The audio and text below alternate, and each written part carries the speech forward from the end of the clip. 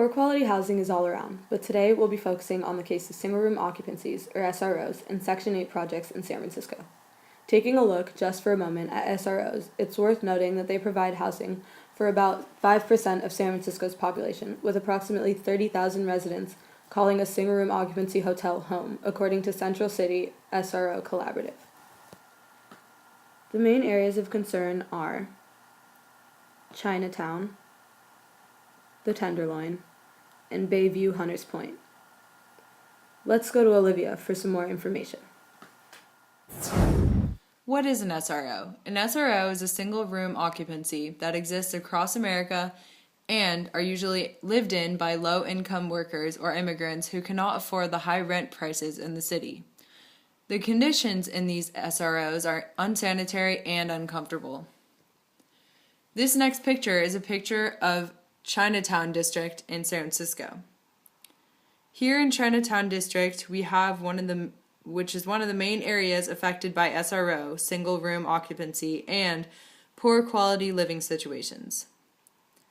There are approximately 400 documented Chinatown residents living in SROs, meaning that the actual number may reach the 500s. SROs, normally reserved for homeless families, have become populated by lower class families and immigrants who cannot afford the high pricing of San Francisco's rent, and often don't realize how bad their living conditions are. In some cases, families will live up to 3 generations in the same SRO. Organizations such as the CCP or CCDP exist to try to help these families in their terrible conditions. This next picture is another picture of Chinatown and the hotels that contain SROs. Here's a look inside into an SRO. Many of the SROs are inhabited by more than 2 people and sometimes a family up to 6 people, and they are very uncomfortable and unsanitary. Thank you. Back to Sienna. Additionally, life in SROs is dangerous and unreliable. Even the police force cannot always be trusted to be on the side of the residents. This is proven from the footage taken by San Francisco's public defender Jeff Adachi of policemen breaking into an SRO and stealing. These housing situations are very uncomfortable and tight for their inhabitants. A typical SRO is a single 8 by 10 foot room with shared toilets and shower down the hall. There is also the issue of uncleanliness and filth that is present in these SROs. Furthermore, SROs in San Francisco can also be called residential hotels.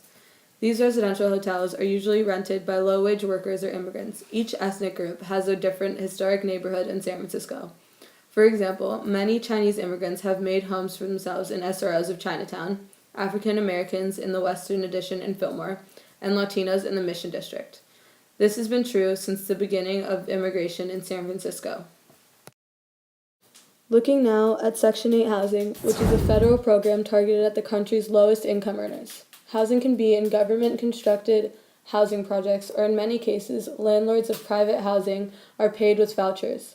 This program is administered by the Public Housing Authority, which pays the difference between market value rents and the rent actually paid by the tenants. Although there is a qualification program for landlords which is designed to assure that units meet certain standards before they are accepted into the program, compliance is often lax after base qualifications, resulting in below minimum standards in reality. Tenants, too, must meet income requirements. They have to earn below monthly income ceilings to qualify. The formula used in determining rental payment is the highest of the following: 30% of monthly adjusted income after allowed deductions, 10% of monthly gross income, $50 minimum rent. Flat rate rent varies by property as determined by market survey.